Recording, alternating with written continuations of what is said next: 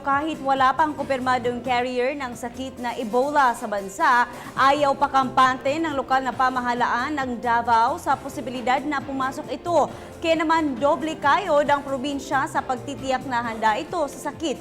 Ilan sa kanilang inisyatiba ay ang paglalagay ng thermal scanner at nakaantabay na ambulansya. Nariyan din ang pagbibigay kaalaman sa publiko kaugnay ng nakamamatay na sakit. Yan ang tinutukan ng aming kasamang si Peng Alinio ng Radyo ng Bayan Davao.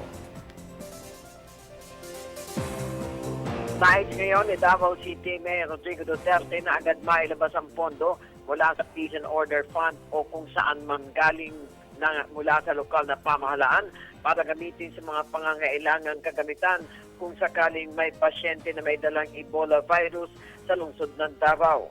Bago pa niya dumating ang 15 ng Nobyembre ay mabibili na ng thermal scanner ang Davao City na agad ilalagay sa Davao International Airport para agad ma-detect ang mga pasahero ng eroplano, lalo na kung ang iba sa mga ito ay mula sa ibang bansa.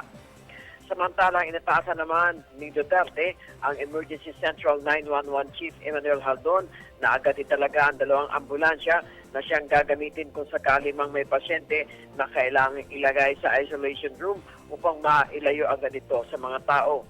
Isa rin sa iniling ng alkalde kay Department of Health o DOH on si Director Abdullah Dumama na kailangan bigyan ng pagsasanay ang mga taong mamahala sa pasyente na nakamamatay na Ebola virus. Pinag-aaralan na ngayon ng alkalde ang pagbili ng isang barko kung kinakailangan para siyang magiging paglagakan ng mga pasyente may Ebola virus dahil ayaw-anya nito na kumalat ang nasabing sakit na nakakapangilabot dahil napakabilis niya itong kumalat. Kasama rin sa popondohan ng mga gagamiting suits o suot ng mga trained personnel, maging pagbibigay ng seguridad sa lungsod kung kinakailangan dahil malaking bantaan niya ito sa kalusugan ng bawat isa at nangangailangan ng agarang solusyon at aksyon. Para sa Telebisyon ng Bayan, Peng Alinio, Radyo ng Bayan, Davao.